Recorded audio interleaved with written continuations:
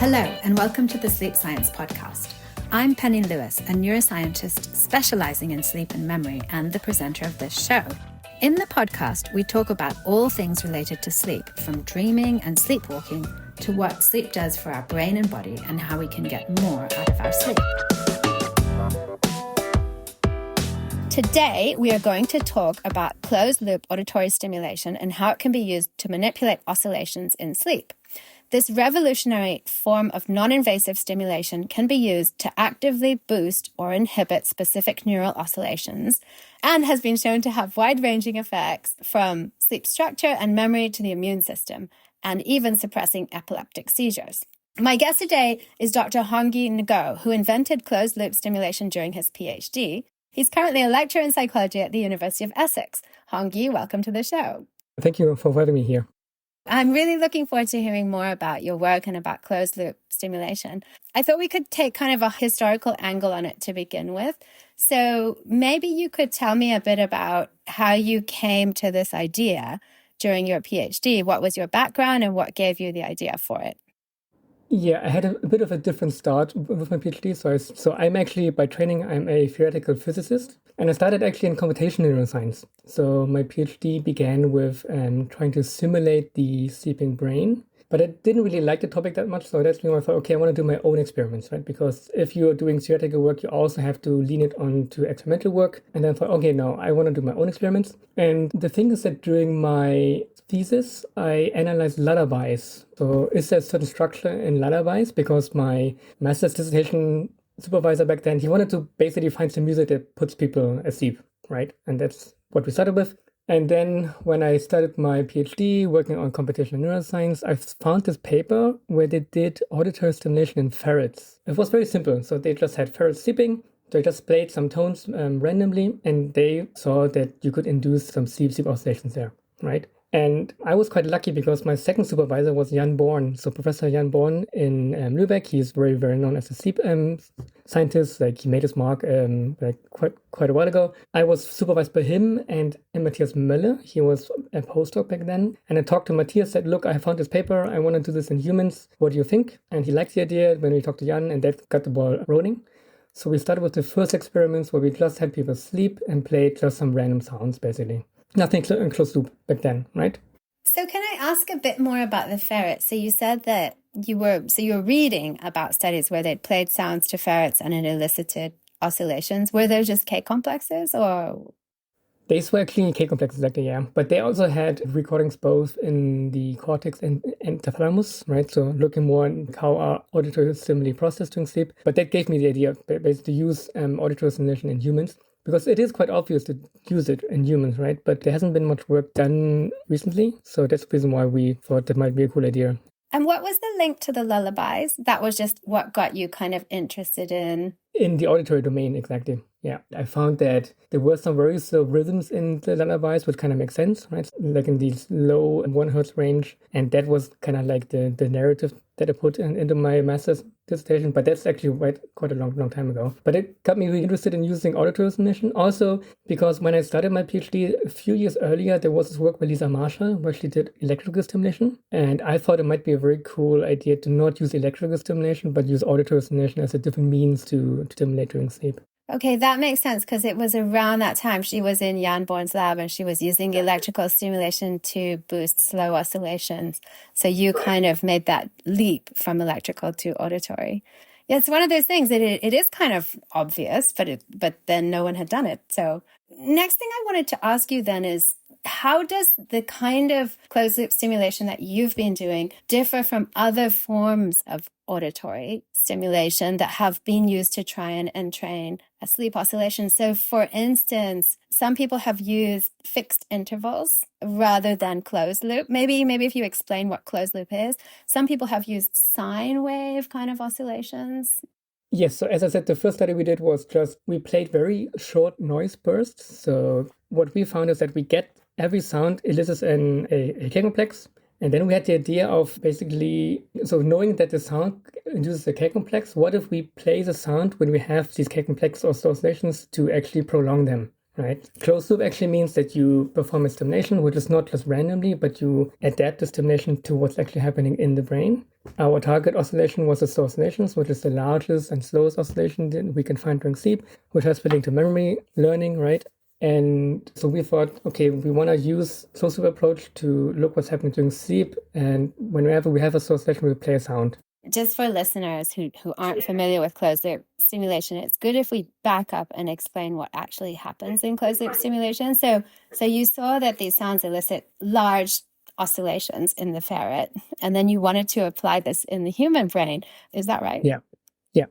In the first experiment, we just played sounds basically randomly, right? So we played a sound, and we saw a sound would induce a K-complex, like a very large negative deflection followed by a positive deflection, which kind of resembles slow oscillations, which are also these kind of slow, high amplitude oscillations, which have been linked to memory formation. And the thing is that we found that you can get these responses quite robust. We thought the idea would be to boost oscillations, right? So what if we use this technique to actually prolong ongoing oscillations and try to get a resonant effect? So closed loop means we record the brain activity. We try to identify spontaneous occurring oscillations. And then we actually then play a sound which are actually concurring with these oscillations, trying to prolong them, right? So yes, you have a oscillation, which is a negative half wave and a positive wave. And whenever we have a positive wave, we play another sound that would then induce another oscillation and kind of like prolongs the ongoing oscillation. But I have to say, though, that my work was not the first work to do closed-loop stimulation. Right? A friend of mine, Till Ole Beckman, he actually did the first experiment with the same setup, but he used TMS, though. He detected slow oscillations, and he played a very brief TMS pulse into the oscillation upstate. He could induce also like a response, which is a bit different compared to auditory stimulation because it's different modality, but he could show that you can induce oscillations. And depending on how you stimulate, you would actually also induce some kind of stronger response in your motor system. Okay. I mean, so it was kind of in the air. Lisa Marsha was doing the electric stimulation. Till Ole was doing the TMS, and you decided to try it with sounds. And you said that you started by doing it open loop. So you started by just playing the sounds at a fixed interval during sleep, and then you moved on to the closed loop. Is that right? Exactly. Yeah. So we did it in a fixed interval, and we saw that you do get these oscillations, but you also do that when the longer you stimulate, the more the effect actually goes away. It actually fades away, right? Because I think the brain actually adapts to the stimulation if you do it for too long. So the closed-loop approach has two actually cool sides. One, it puts a oscillation after a spontaneous oscillation, so it prolongs the train. And it also plays a sound whenever you have one, so it kind of actually adapts to your own brain oscillations, right? So you don't really force the system to do anything that it doesn't want, but you kind of like let it play out on its own a little bit. So you extend it.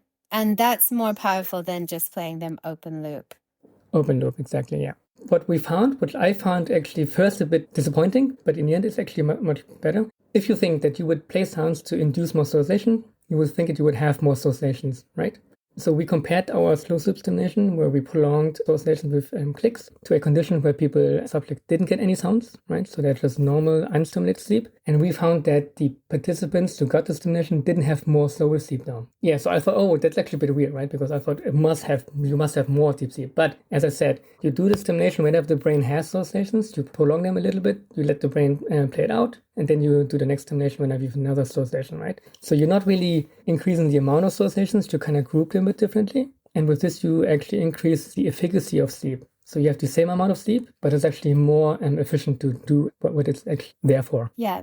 I mean, I think that's something that has become a little bit of a discussion point, because some people have shown that they can extend the amount of slow wave sleep, although we haven't found that in our lab, and I don't think you've found that. And they may be using slightly different methods for it. Yeah, I take your point. So in your hands with your algorithm, it's a temporary extending of the slow oscillation train, but it doesn't increase the amount of slow wave sleep that you get across the night. Yeah, exactly. Yeah. So maybe it's worth saying what this is good for. So what are the benefits of this? Maybe what did you find in that first paper? And then we can talk about what you've looked at since then.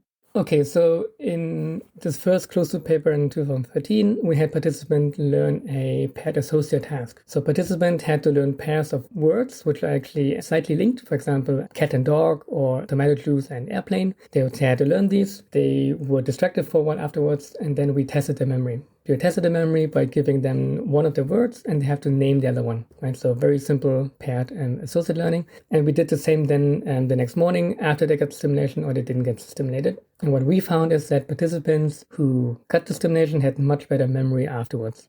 So it increased the benefit of the sleep, of that night of sleep, for those memories that they had encoded the night before, which was very exciting. I mean, I remember when your paper came out, and I think it made a big impact globally, and everyone suddenly got interested in this kind of closed loop stimulation and started developing different methods for it. The idea that you can enhance memory consolidation just by playing some sounds, I think, is very compelling. But since then, you've used it to look at the impacts of this on lots of other things. So could you talk a little bit about some of the other things that you've explored? So I think one of the works that I always like to cite is actually we looked at it also in terms of the immune system, right? So our immune system is very depending on sleep. For example, you know that when you feel sick, you want to go to bed and get some sleep. Also, when you sleep, you're less prone to becoming sick, right? And this is actually, there's a whole circuitry happening during sleep. So we have hormones regulating the immune system by driving our immune system, how it extracts information and how it actually battles incoming viruses, right? So how does this work? We actually based the study on the function of sleep on vaccinations. When we get vaccinated, we get antigens in our system. These need to get picked up by so-called antigen-presenting cells, so APCs. And these then get transported to T cells, which then get kind of like trained to counteract that antigen, right? That virus. And we know that actually sleep drives this learning process. So it's actually some kind of like immune memory. It does it by, in terms of like the hormones that we have a decrease in cortisol that drives that. And we have an increase in prolactin and growth hormone that's been shown.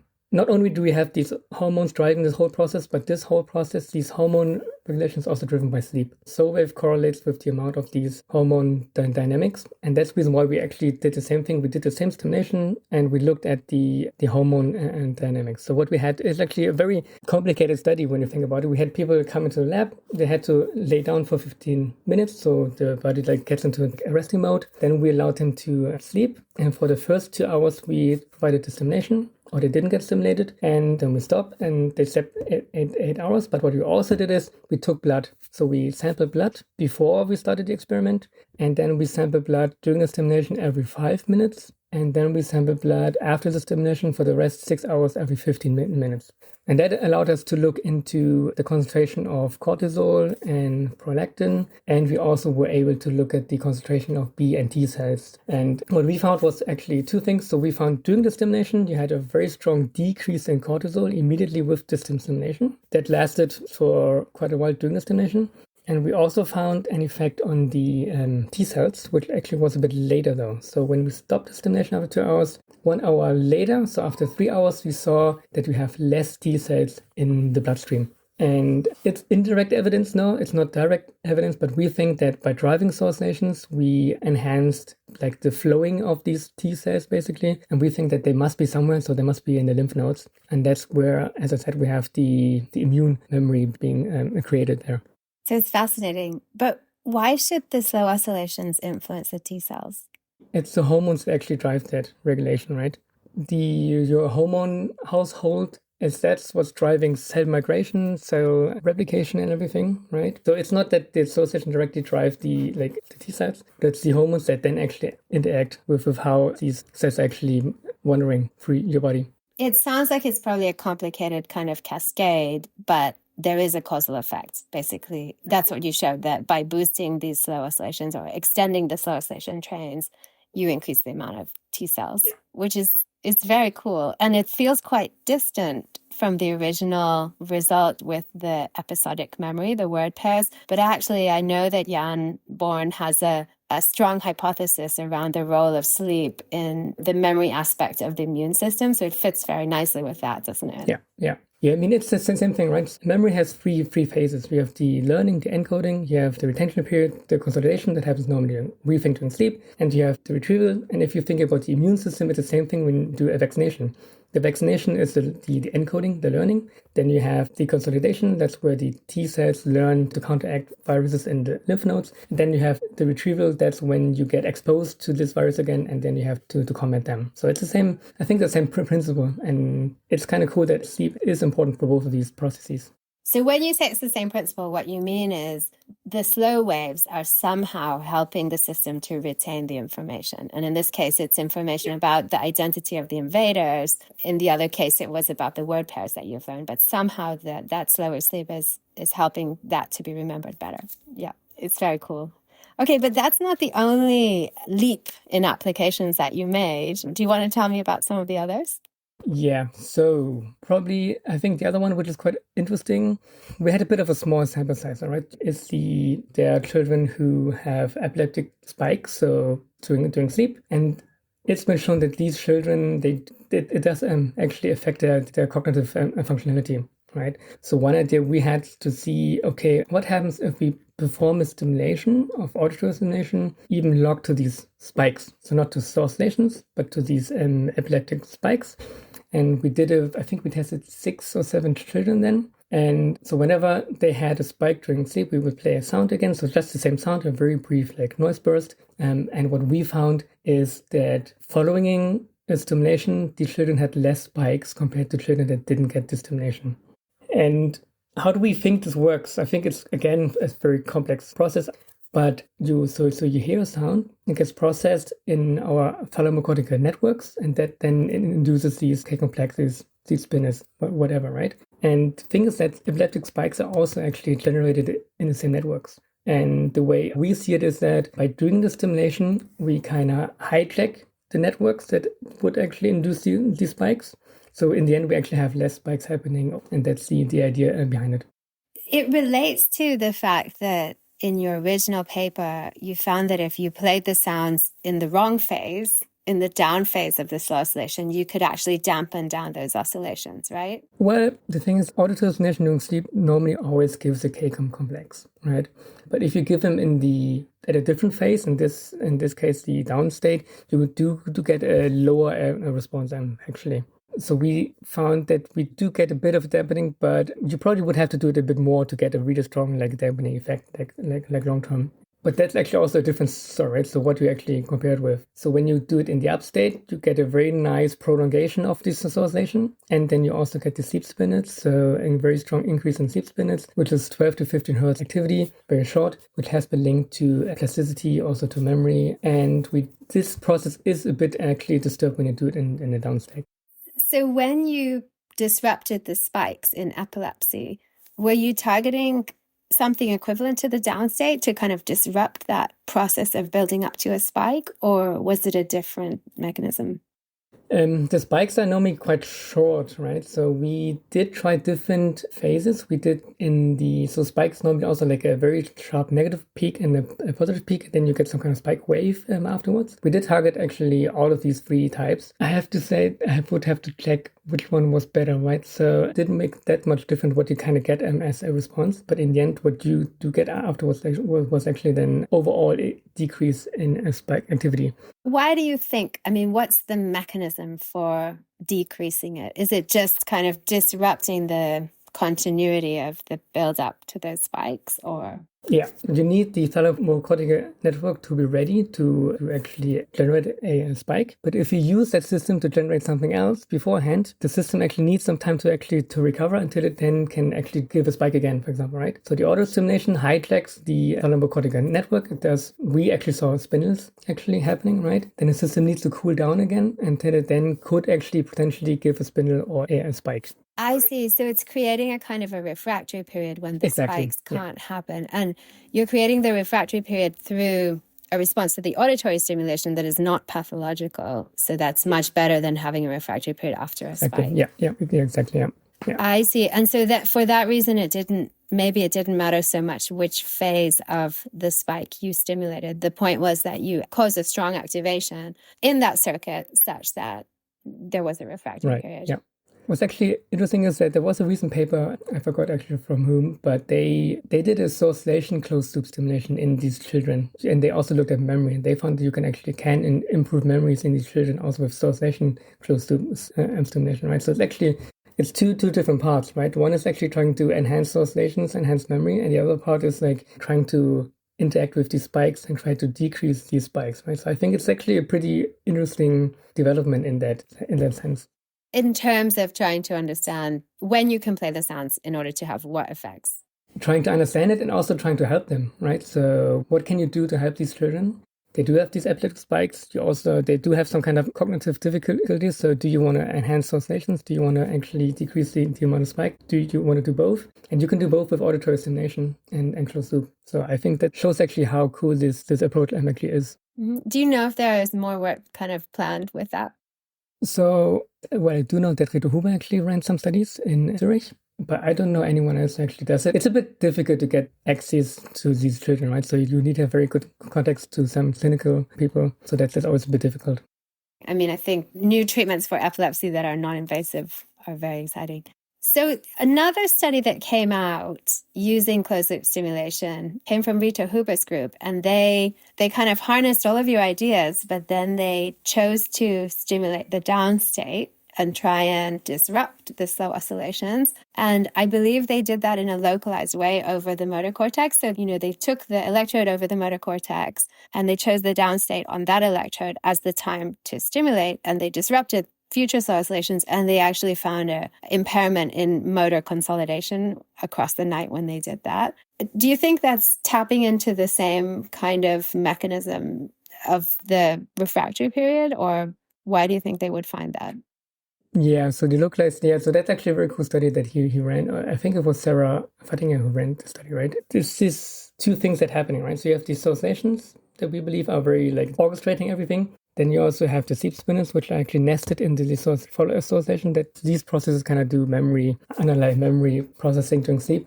So I think in the downside, you would actually disturb that a little bit, right? And then if you disturb a process, you might actually disturb the system wanting to process some information that then cannot be processed correctly then. So basically just disrupting the processing that would have been happening. Yeah, you're thinking about the spindles as well, and you're thinking about the disruption to maybe it's worth explain what happened with the spindles and why we think that's important. Yeah, so I've been always targeting these oscillations, right? These oscillations are the most common hallmark of slow sleep that you can see because they're very large, they're very slow. You can identify them quite easy. That's the reason why we've also been targeting these in terms of closed loop, because it's easy to find those. The thing is that these oscillations are not the only important component of memory formation during sleep. It's also the sleep spindle. They're named because they are shaped like spindles. They have activity, very fast activity between 12 and 15 hertz. And they've been linked to different processes. So, for example, they seem to create the conditions for plasticity is happening. They have also been linked for information transfer. So they seem to be opening information channels between different brain areas. And the thing is that the oscillation kind of groups these sleep spindles, right? So it has been found, when you have a oscillation, you have a negative half wave and a positive half wave. And within these positive half waves, you can then find sleep spindles. I always like to say, stolen from Ole Beckmann, that sleep spindles serve on the upstates of those oscillations. And many studies have now shown that when you have these two oscillation spindles happening within this constellation, that this drives actually memory processing during sleep. The strongest evidence, I believe, is actually also where you have studies showing that this shifts actually with age. So when you age, this temporal currents actually get shifted. And the stronger these sleep spindles and oscillations are not actually in sync, the worse the memory is actually in these people.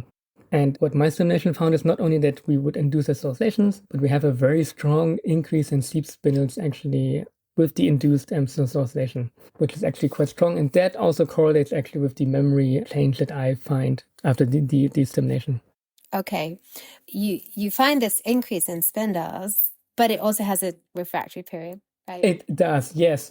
Sorry, yeah. We did a study where we did the REM simulation. That was very cool. We found we could induce oscillations. We did a study then in closed loop where we would prolong oscillations, and that improved memory. We saw that you would induce a oscillation and a sleep spindle. That was very nice. Then we did another follow-up study in 2015 where we thought, okay, how strong can we push the system to do this, right? So that's what we actually mentioned, touched upon briefly about how can you drive the system. And what we did is we continued with the oscillation stimulation whenever the previous stimulation would induce a oscillation. So I detected oscillation, I play a sound. If that would induce another oscillation, I would give another sound. If that would induce a oscillation, I would give another sound. This we would do up to 4 times. So we had between 1 and 4 stimulations in a row, and that actually worked quite nicely. What we could find, there were 2 things again. What we found is that we would increase the amount of longer oscillation trains. So you have less isolated oscillations. But we also found that the strongest sleep spindle response was always on the first stimulus. And whenever you do more stimuli, you don't really have this very strong sleep spindle increase, right? So you have some kind of a refractory period. And this is exactly also what we actually took advantage of in the epilepsy study, right? So when you play a sound during sleep, you get these brain responses, but the networks, they do actually need some time actually to recover, especially the thalamocortical network. So you've also used this technique for other sleep oscillations, not just slow oscillations. And we've been talking about spindles, so maybe now's an interesting time to talk about the work that you did with optogenetics in mice to try and boost spindles. Yeah. Sleep spindles are important for memory. So, okay, the problem is with audio stimulation, you always get a slow oscillation and a sleep spindle. That's actually, they're both always linked, right? So that's something like a given. So is there a way to manipulate sleep spindles then, right? And then that was actually quite fun because I was sitting in my office and then Born came in and he said, look, I actually met this professor from South Korea and they're doing optogenetic stimulation in mice and they can actually target the thalamus. That's where the sleep spindles are generated, right? And he said, look, we can use that to induce spindles in mice. So we want to actually try to collaborate and run some cool study. So actually, we talked to them, and what we then try to do is to use optogenetic stimulation in mice to induce sleep spindles. But we do that actually linked to oscillations or not linked to oscillations. So we're trying to kind of dissect the interplay between oscillation and spindles. So we had 3 conditions. We had a condition where we had mice that were actually prepared for optogenetic stimulation. They learned a task, and then we induced spindles in oscillation up state, or actually when there was no oscillation there. And a task that the mice did was actually a fear conditioning task. A fear conditioning task sounds a bit rough actually for the mice. The idea is that the mice are put into a little box where you can actually give them a little foot shock, right?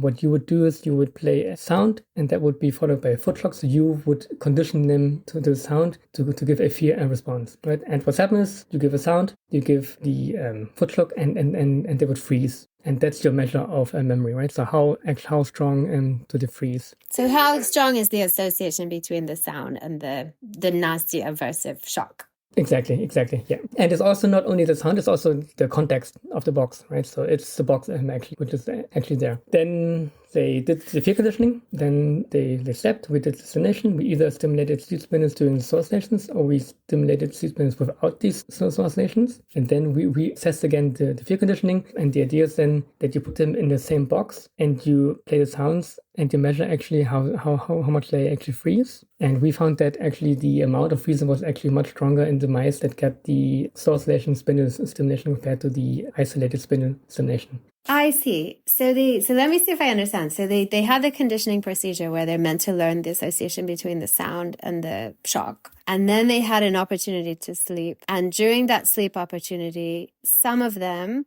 had optogenetic stimulation to enhance spindles only closed loop on top of the slow oscillations. And some of them had it to enhance spindles, but irrespective of slow oscillations. Exactly. And it was the ones that were the combined slow oscillation spindle that showed the strongest memory when you tested them afterwards. Yeah. Did you have a group that didn't have any stimulation? So we had this group that didn't get the stimulation. What we found is actually that these perform similar to the ones with the isolated spindle stimulation, right? So they had the strongest sleep effect on memory for the mice that got the oscillation spindle stimulation, and that was much higher compared to the ones that got the isolated spindle stimulation and the no stimulation. And those last 2 groups are actually on the same level. Okay. So the spindle stimulation that's not coupled to the slow oscillations is no better than doing nothing. No better. Exactly. Yeah. So, it supports the idea that the spindle slow oscillation complex is important. But to me, it's actually slightly surprising because even though I would expect the spindle slow oscillations to be important, I wouldn't necessarily expect artificially stimulated spindles to do the same thing as spontaneous spindles. I mean, we don't know, for instance, if memory replay is occurring. What do you think about that?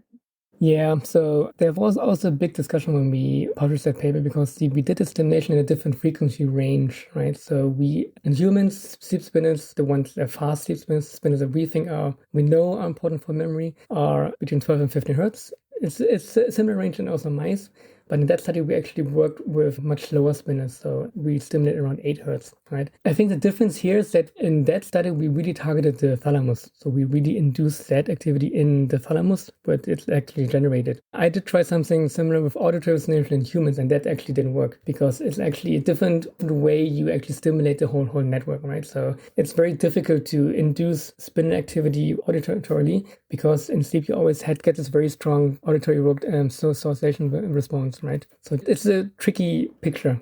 Was there a reason that you chose that slower frequency? We did it because there was a previous work from that lab actually that showed that they could induce sleep spindles with this type of stimulation, and they wanted to keep that stimulation in protocol. And they measured those sleep spindles with EEG so they were real sleep spindles. It's just that the stimulation was the slower frequency. So something a bit complicated about how the stimulation of that circuit leads to the spindle, I guess. Exactly. Yeah. Yeah. It's exciting to think about all the different applications of the kind of closed loop idea for oscillations. One of the areas that people have been very excited about is aging. So, of course, sleep starts to break down as we age. One of the oscillations that breaks down the most is the slow oscillation. So I think the brain just simply finds it harder to synchronize and produce those huge oscillations. Also, the slow oscillation spindle complexes break down, as you were saying already. And I know there's been a lot of interest in using closed loop stimulation to try and artificially boost those oscillations. Can you talk a bit about that? I mean, what are your thoughts? Do you think it's promising or not? So we did a study together where we examined middle age, so up 15 to 50 to 75-year-olds. We did the exact same stimulation. We had people, they did several types of tasks. They did a pet associate task, so a character memory. They did a recognition memory, where they had to identify pictures. And they also did a procedural task, I think, right? A finger tapping task. We did the same stimulation. They went to bed, they slept, we stimulated oscillations. What did we find? We found that we could induce oscillations, but the response was much lower, and the spindle response was also much weaker. And there was no memory benefit. At least in that study, there was no benefit in any of the tasks. Yeah.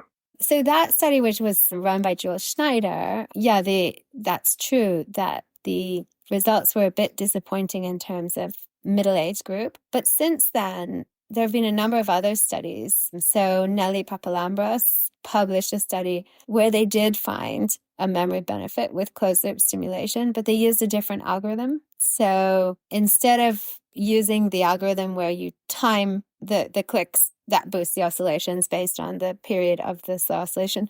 So they used a Hilbert transform, which calculates the ongoing wave and then tries to hit the right phase. And they did find a benefit, and they found in people with mild cognitive impairment that the extent of that benefit was actually predicted by the extent to which they could boost the slow oscillations. And similarly, Mark Zust in Switzerland has a recent paper where they also found that same result in mild cognitive impairment. They found the extent to which they could boost the slow oscillations predicted the memory benefit in mild cognitive impairment. And they again had a different method. So it's still closed loop, but they are predicting the wave based on a different kind of information and stimulating it in a different way. I don't know if you have any thoughts on that.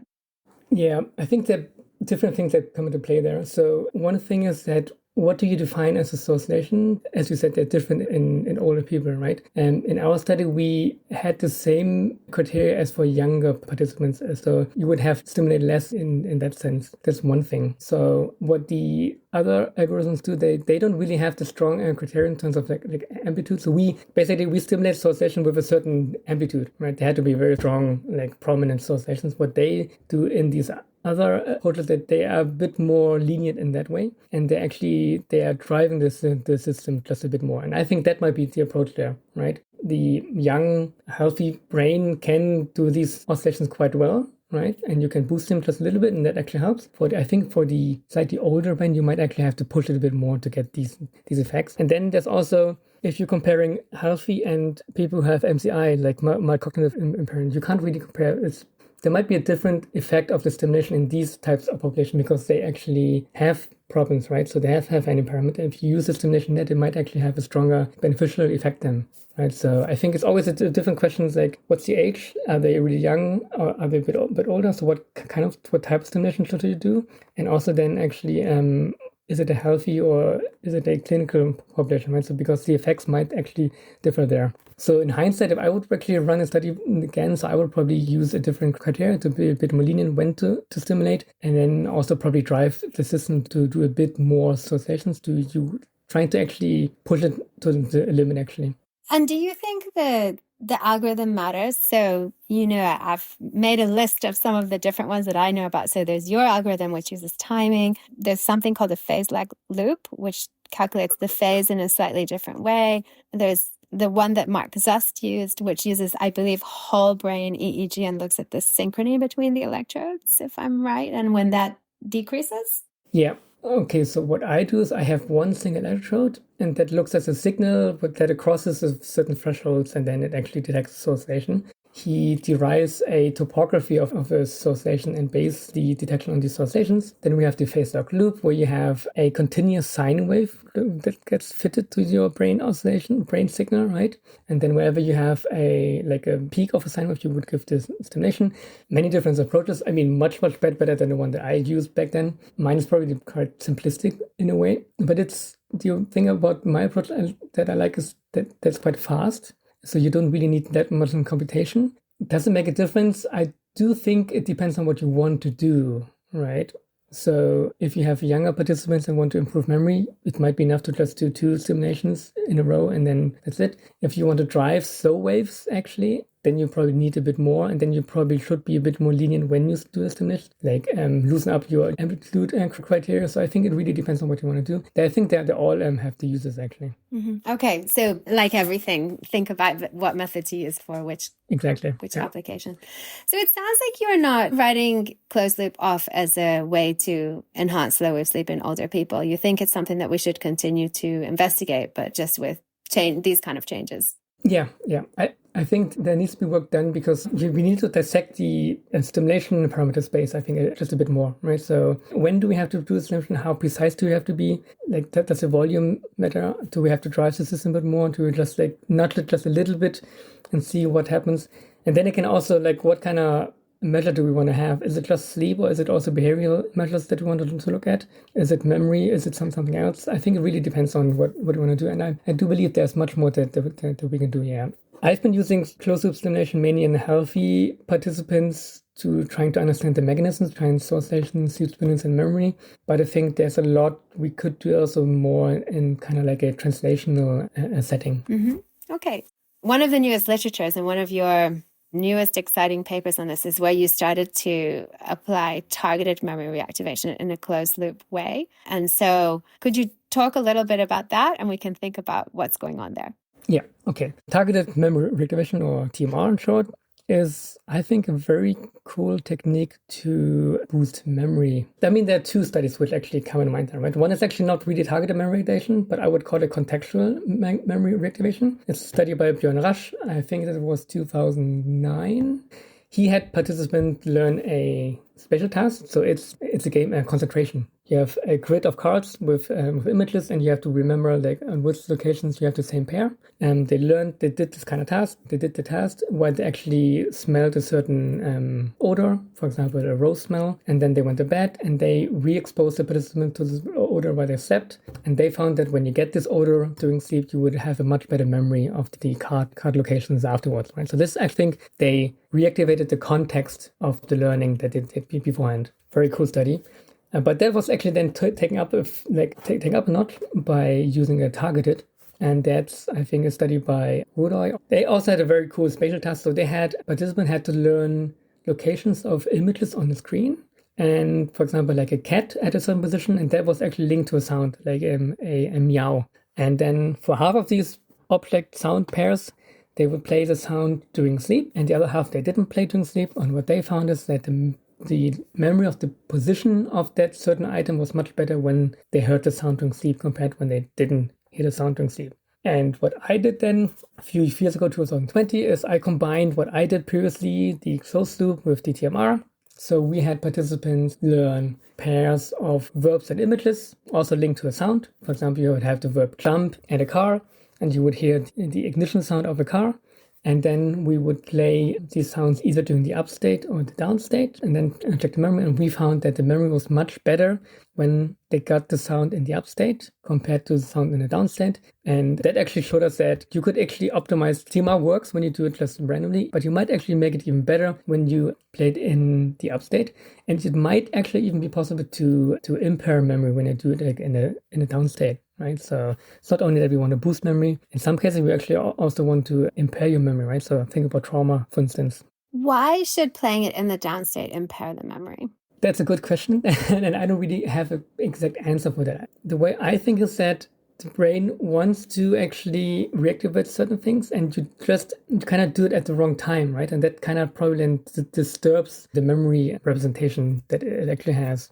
Right, but I think it needs a bit more work done to see what does actually happen exactly when you do a downstate cueing compared to an upstate cueing. What we do see is that actually when you do a upstate, you play the sound cue in the upstate, you get a much stronger spindle response compared to when you do it in the downstate. That's one thing. You are replicating this cascade that's normally done in the association spindle constellation much better compared to in the upstate compared to the downstate. But that spindle response, is it occurring on the same upstate where you play the sound, or is it the next upstate? It's the next one. And that's also a very good point, though. We give the cue in an upstate, we induce association, and in that upcoming association upstate, there will be a sleep spindle, right? And this is actually linked to the processing, right? So the memory processing is actually afterwards in the induced association sleep spindle complex. When you say it's linked to the processing, you mean it was those spindles on the next oscillation that on correlated? The next one. Yeah, exactly. Yeah. And what about, because in that paper you also detected reactivation with classifiers. Were you classifying on that second oscillation as well? Exactly. Yeah.